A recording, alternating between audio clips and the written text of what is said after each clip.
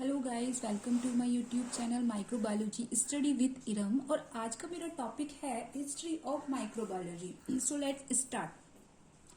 History of microbiology में आज हम चार स्टेजेस पढ़ेंगे। Discovery era, spontaneous generation theory, golden age of microbiology and modern age of microbiology. So let's start. Discovery era. तो जो Robert Hooke scientist थे, इन 1665 में इन्होंने डिस्कवर किया था स्मॉलर स्ट्रक्चर यूनिट लाइफ की, वो थे सेल। इन्होंने सेल्स को डिस्कवर कर दिया था 1665 में। इसके बाद आते हैं हम एंटनी वॉन लीवनहॉक, जो कि जिनको फादर ऑफ माइक्रोबायोलॉजी भी बोला जाता है। एंटनी वॉन लीवनहॉक आए थे 1632 से लेकर 1723 तक। Antony von Leeuwenhoek is best known for his pioneering work in the field of microscopy. He is the father of microbiology and one of the first microscopists and microbiologists. इनको father of microbiology पे बोला जाता है। ये first microscopist भी हैं and microbiologist भी हैं। Who was the first to observe bacteria and protozoa? He made simple magnifying glasses with magnifying power of 42 to 270 times. He used a single lens microscope. इन्होंने एक हैंडीक्राफ्ट माइक्रोस्कोप बनाया था। इनकी hobby थी, क्या करते थे कि जो लेंसेस होते हैं उसको ग्राइंड करना स्टार्ट किया इन्होंने। किया उन्होंने, और एक जो मटेरियल होते थे उनको ऑब्जर्व करते थे। इस तरह से इन्होंने एक माइक्रोस्कोप बनाया जो कि हैंडीक्राफ्ट माइक्रोस्कोप था, सिंगल लेंस का सिंपल माइक्रोस्कोप। तो इन्होंने उससे ऑब्जर्व किया एक बैक्टीरिया का, जो कि फर्स्ट बैक्टीरिया इन्होंने डिस्कवर किया 1676 एंड कॉल्ड देम एनिमलक्यूलस। इन्होंने उसको क्या नाम दिया? एनिमलक्यूलस। ठीक है। और इन्होंने इसी तरह से इन्होंने बैक्टीरिया की शेप्स के बारे में भी, बैक्टीरिया की शेप्स को भी डिस्कवर किया कि बैक्टीरिया किन किन शेप्स के होते हैं। तो ये थे हमारे एंटन वैन लीवनहॉक। इनका सबसे ज्यादा कंट्रीब्यूशन रहा है माइक्रोबायोलॉजी डिपार्टमेंट में, और इनको बोला जाता है Antony van Leeuwenhoek is the father of microbiology.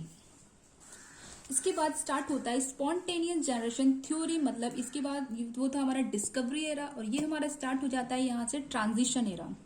ठीक है। तो स्पॉन्टेनियस जनरेशन थ्योरी में जो साइंटिस्ट थे उन्होंने बताया कि जो ऑर्गेनिज्म हो रहे हैं वो लाइफ फॉर्म में can arise from non living matter. इस theory also called abiogenesis, कि जो ऑर्गेनिज्म है लाइफ फॉर्म में वो कहाँ से अराइज हो रहे हैं? नॉन लिविंग मैटर से।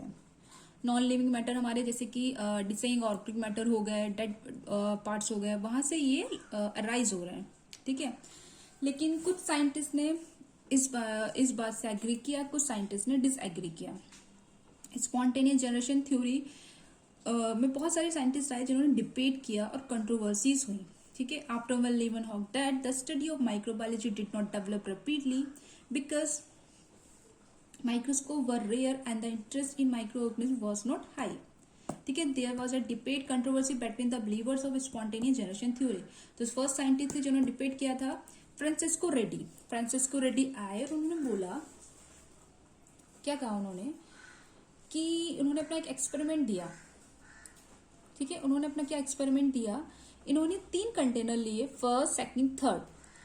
तो जो फर्स्ट कंटेनर था वो अनसील्ड था, सेकंड कंटेनर सील्ड था, और थर्ड कंटेनर को कवर्ड किया विथ गैस से। तो इन्होंने तीनों में एक एक पीस रखा मीट का। तो क्या देखते हैं कि जो मैगोट्स थे वो अराइज होना स्टार्ट हो जाते हैं इस मीट पे, कंटेनर में, फर्स्ट कंटेनर में। सेकंड में कुछ भी चेंजिंग नहीं होती, और थर्ड में भी मैगोट्स अराइज हो जाते हैं, बट वो ऊपर गेज में ही रहते हैं, अंदर एंटर नहीं कर पाते हैं।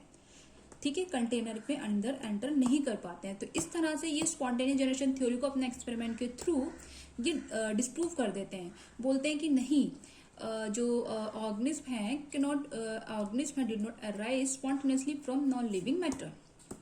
ठीक है। इस तरह से ये अपने एक्सपेरिमेंट के थ्रू स्पॉन्टेनियस जनरेशन थ्योरी को डिस्प्रूव कर देते हैं। इसके बाद आते हैं एक साइंटिस्ट जॉन नीडम, जिनका नाम है जॉन नीडम। ये भी अपना एक एक्सपेरिमेंट करते हैं, पर ये स्पॉन्टेनियस जनरेशन थ्योरी से एग्री कर जाते हैं। ये क्या करते हैं?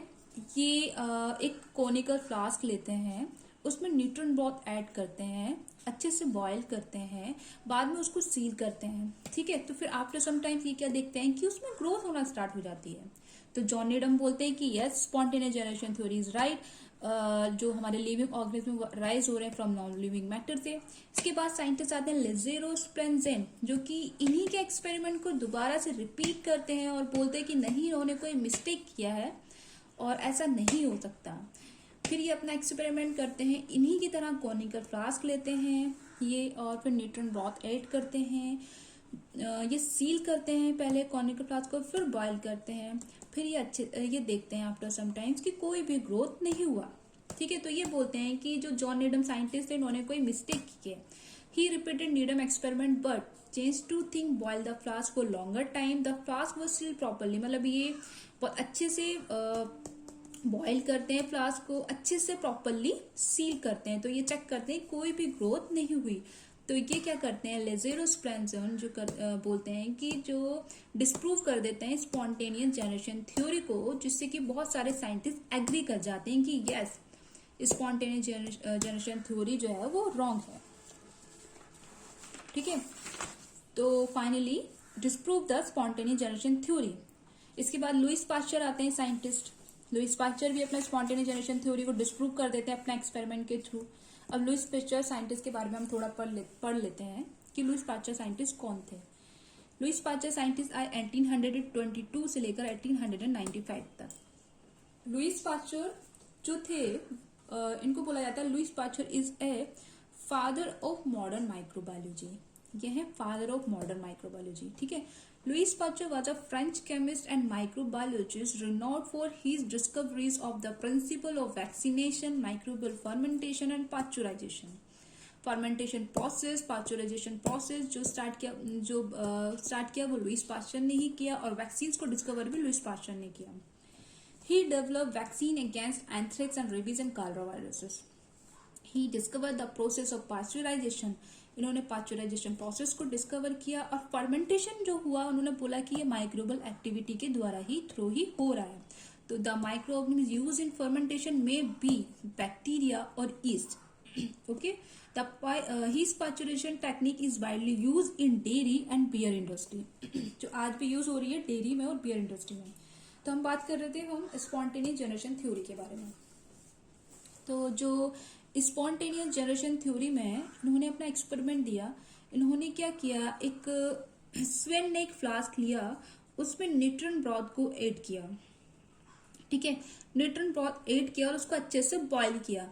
तो बॉईल करने के बाद ये क्या देखते हैं कि न्यूट्रॉन ब्रॉथ में किसी भी तरह में कोई चेंजिंग नहीं आई, लेकिन जो इधर साइड क्या था, जो बैक्टीरिया थे, जो माइक्रो ऑर्गेनिज्म थे, वो इकट्ठे होना के स्टार्ट हो गए, ठीक है। आप ये कॉनिकल फ्लास्क, सॉरी इस स्वेन नेक फ्लास्क को ये थोड़ा रोटेट कर देते हैं, जिससे कि जो ये माइक्रो ऑर्गेनिज्म होते हैं वो एंटर कर जाते हैं इसमें और कंटामिनेट कर देते हैं। तो ये क्या प्रूव करते हैं कि नहीं, आपकी स्पॉन्टेनियस जनरेशन थ्योरी जो आप बोल रहे हो कि जो ऑर्गेनिज्म है वो नॉन लिविंग मैटर से आए हैं, वो रॉन्ग है, क्योंकि जो माइक्रो ऑर्गेनिज्म है वो तो ऑलरेडी एयर में प्रेजेंट है, ठीक है। तो इस बात से एग्री कर जाते हैं बहुत सारे scientist and finally disprove the spontaneous generation theory, ठीक है। तो लुइस पास्चर बोलते हैं कि जो माइक्रो ऑर्गेनिज्म है वो तो एयर में ही प्रेजेंट है और डिजीज कॉज कर रहे हैं, ठीक है।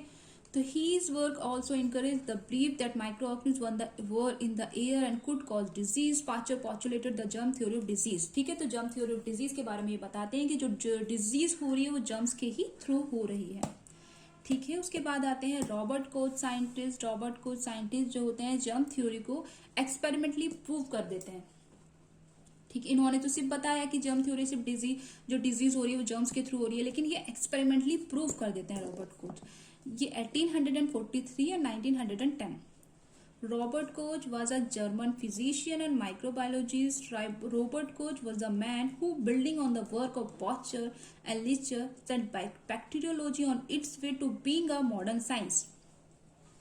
He discovered the causative organism and identified many more important pathogens. इन्होंने बहुत सारे pathogens को identify किया जो कि disease cause कर रहे थे. He was the first to use oil immersion lens, condenser and microphotography in microscopy. His invention of bacteria culture method using agar and glass plates developed as petri dish made him the first to grow bacteria in laboratory. Means जो lab पे सबसे पहले bacteria को grow किया था using अगार का use करके वो थे रॉबर्ट कोच साइंटिस्ट। सबसे पहले इन्होंने लैब में बैक्टीरिया को ग्रो किया था यूजिंग अगार और इन्होंने ही इंट्रोड्यूस किया स्टैमिक टेक्निक को और जर्म थ्योरी को एक्सपेरिमेंटली कंफर्म किया हमारे रॉबर्ट कोच साइंटिस्ट ने। तो ये गोल्डन एज ऑफ माइक्रोबायोलॉजी में हमारे दो साइंटिस्ट आ जाएंगे, Robert Koch and Louis Pasteur. तो गोल्डन एज ऑफ माइक्रोबायोलॉजी में क्या हुआ, during which many agents of different infectious disease were identify. बहुत सारे जो इन्फेक्शियस जो डिजीज कॉज कर रहे थे ऑर्गेनिज्म वो आइडेंटिफाई हो गए। रॉबर्ट कोच ने आइडेंटिफाई किया, स्टैनिक टेक्निक को इंट्रोड्यूस किया, प्योर कल्चर को इंट्रोड्यूस किया। लुइस पास्चर ने फर्मेंटेशन, पास्चुराइजेशन प्रोसेस और बहुत सारी जो वैक्सीन थी उनको डिस्कवर किया। तो ये हमारा गोल्डन एज ऑफ माइक्रोबायोलॉजी में आ जाएगा। इसके बाद हमारा आता है modern age of microbiology. Modern age of microbiology में क्या हुआ, मॉडर्न एज ऑफ माइक्रोबायोलॉजी में एंटीबायोटिक्स को इंट्रोड्यूस किया गया। ठीक है, अलेक्जेंडर फ्लेमिंग एक साइंटिस्ट थे जिन्होंने 1928 में एक एंटीबायोटिक बनाई पेनिसिलिन, एक फंगस का यूज करके, पेनिसिलियम का। ठीक है, इन्होंने बैक्टीरिया को कल्टीवेट किया। जो बैक्टीरिया था वो कौन सा था, स्टेफाइलोकोकस यूरियस, इन लैब में, और इसके बारे में स्टडी की। तो ये क्या कर देखते हैं कि जो बैक्टीरिया को उन्होंने कुछ टाइम के लिए छोड़ दिया तो उन्होंने देखते हैं कंटामिनेट होना स्टार्ट हो जाता है। और जो कंटामिनेट होता है वो किसके थ्रू होता है, फंगस के थ्रू। और जो फंगस होता है वो कौन सा होता है, पेनिसिलियम। तो ये देखते हैं जो पेनिसिलियम होता है वो किल करना स्टार्ट कर देता है हमारे बैक्टीरिया को।